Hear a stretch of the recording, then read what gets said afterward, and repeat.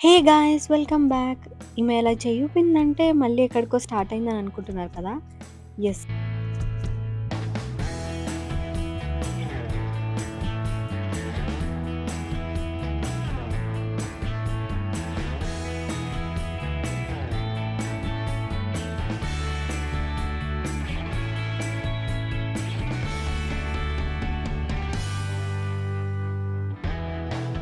ఇదెక్కినప్పుడైతే యమధర్మరాజు ఏదో ఆకాశంలోకి తీసుకెళ్ళిపోతున్న ఫీలింగొచ్చింది.